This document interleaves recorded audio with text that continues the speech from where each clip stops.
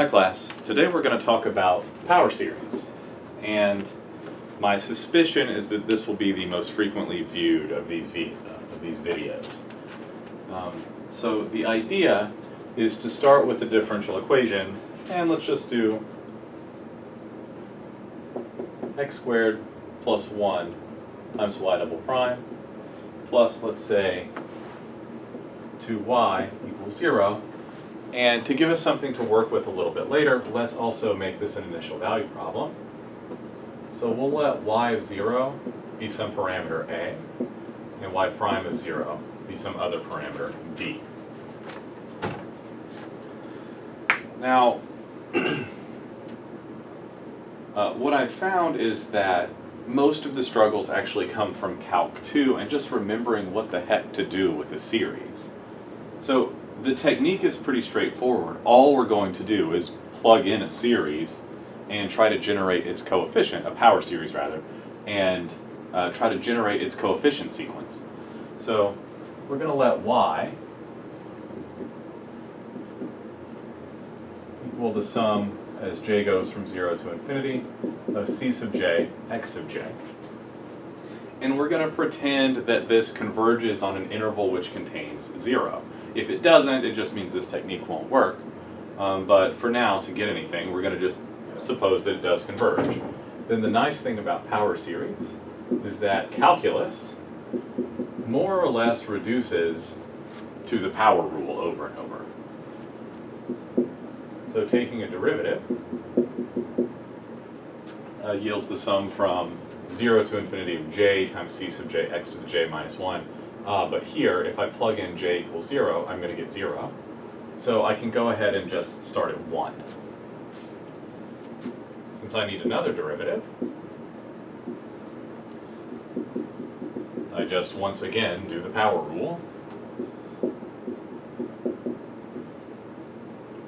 And now I can start at 2. So I could take more derivatives if I want, and my job is to find c sub j.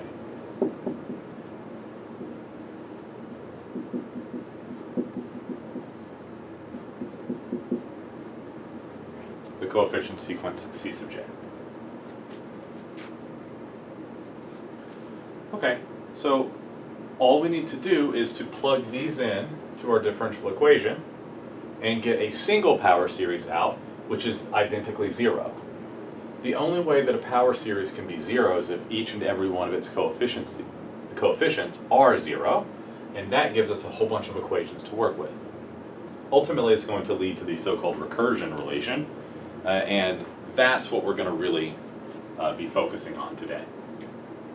Okay, so let's see. If I have x squared plus 1 times y double prime, that's going to be, let me break it up as x squared times the sum from 2 to infinity, j times j minus 1 times c sub j, x to the j minus 2. And I'm going to write these in columns, plus 1 times j equals 2 to infinity, j times j minus 1, c sub j, x to the j minus 2. And 2y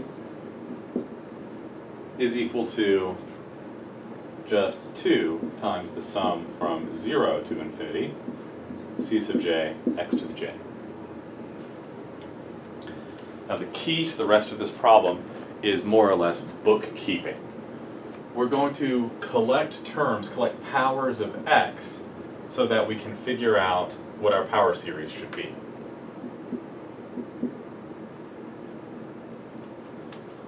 The first thing that I need to do is actually to distribute this x squared inside. This changes the power of x. X squared times x to the j minus 2 is just x to the j on the inside. So I'll put the red j there to show that we've changed the power. Now when I start multiplying this out, what I'm going to get is 2 times 1, c2, x squared, plus 3 times 2, c3, x cubed, plus blah, blah, blah, blah, blah, plus, and I want the nth term. I'll call it capital N here.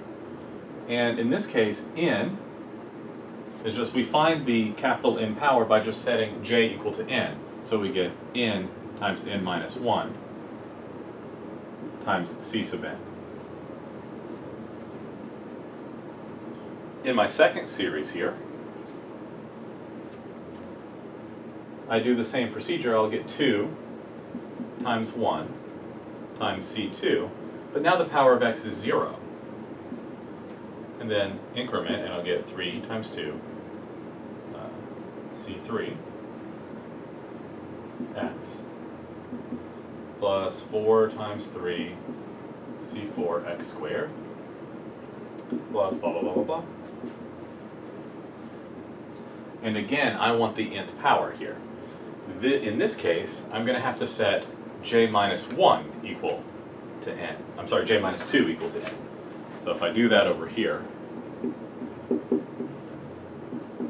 solving this equation for j yields j equals n plus 2. And if I just plug that in everywhere, that's what I'm going to get. So when I plug that in, I get n plus 2 times n plus 1, c sub n plus 2, x to the n. And finally here, our last entries take the form 2 c0 plus 2 c1x plus 2 c2 x squared plus blah blah blah plus, and if again I want the x to the capital N, I find that by setting this power equal to n, so j equals n, so this just leaves 2 c sub n. Now, why do I do this? Well, on the left-hand side, we get 0. On the right-hand side, we have this big, terrible power series. But if we just go column by column, and I've done not a great job of lining these columns up, so I'll try to put boxes around them to help you see.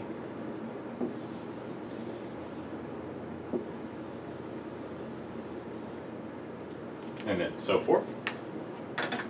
And finally, the last one is the x to the n column. That was the important one.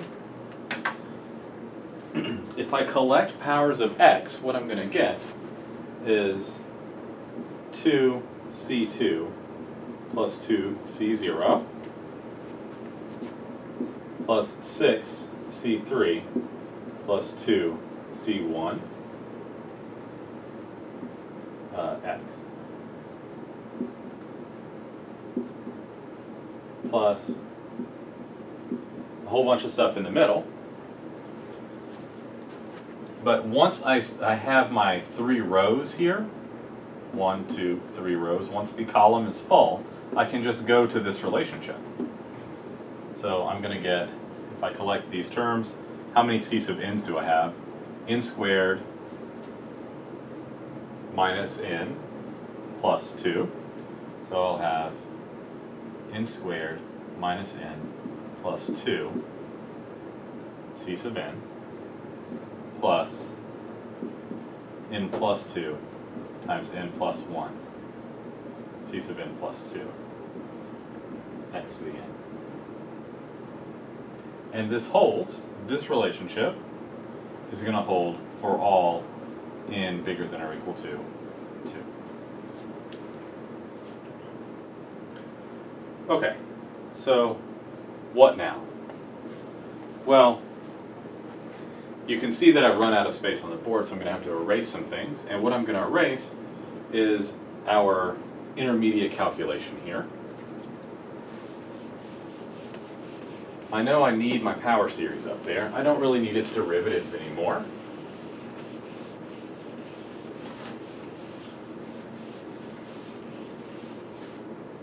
And I'm just going to copy these equations down because I know we'll have a power series here on the right, and that means all of these coefficients should be 0. So that gives me 3 equations. I get 0 equals 2c2 plus 2c0. I get 0 equals this coefficient, 6c3 plus 2c1. And then for anything bigger than or equal to 2, I have this relationship. 0 equals n squared minus n plus 2 cn plus n plus 2 times n plus 1 times c sub n plus 2. And so this one is for capital N bigger than or equal to 2.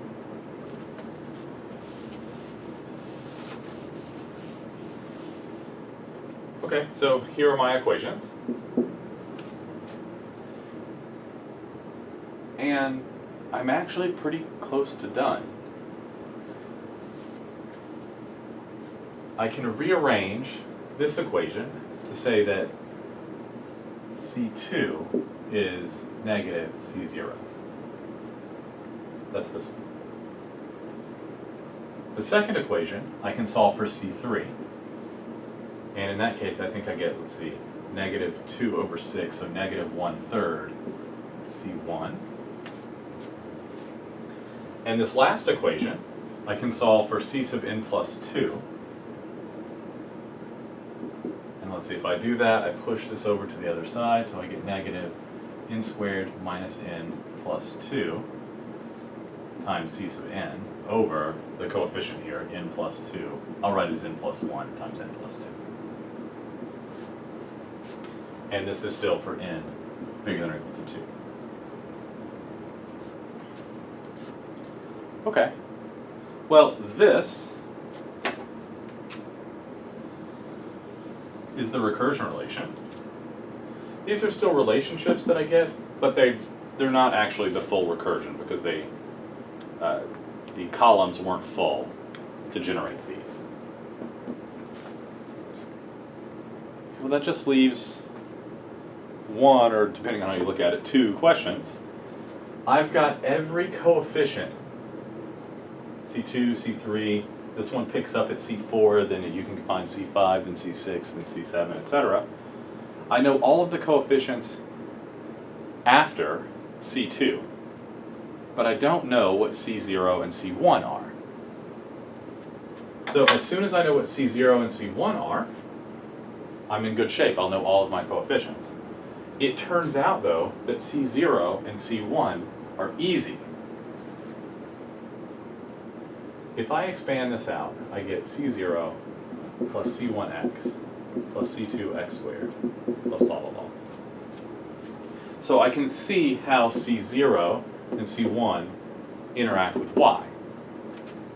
If I remember my Calc 2, specifically a Taylor series, the Taylor series for y, this should be y of 0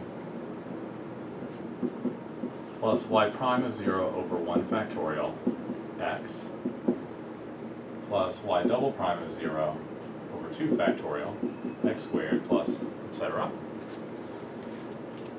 But what this tells me is that C0 should be y0, and that C1, because 1 factorial is 1, C1 should be y prime of 0. Because this was an initial value problem, I have that y of 0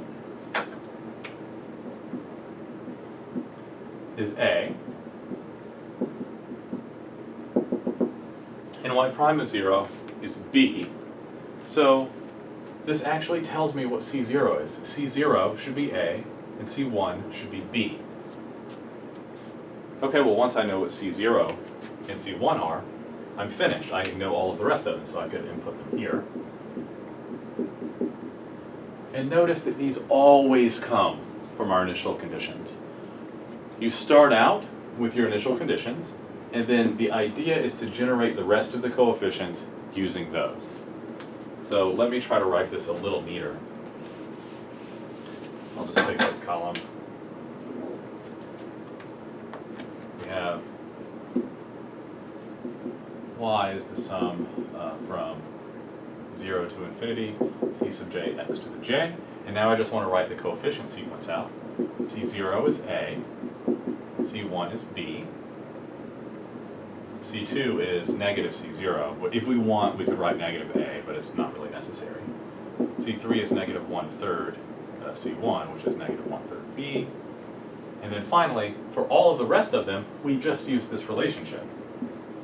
C sub n plus 2 is negative n squared minus n plus 2 C sub n over n plus 1 times n plus 2 for n bigger than or equal to 2. And so our answer is just this. It's a power series, and we've identified every coefficient. Now, why this is useful isn't actually because we can like write a closed form solution down. Typically, we can't.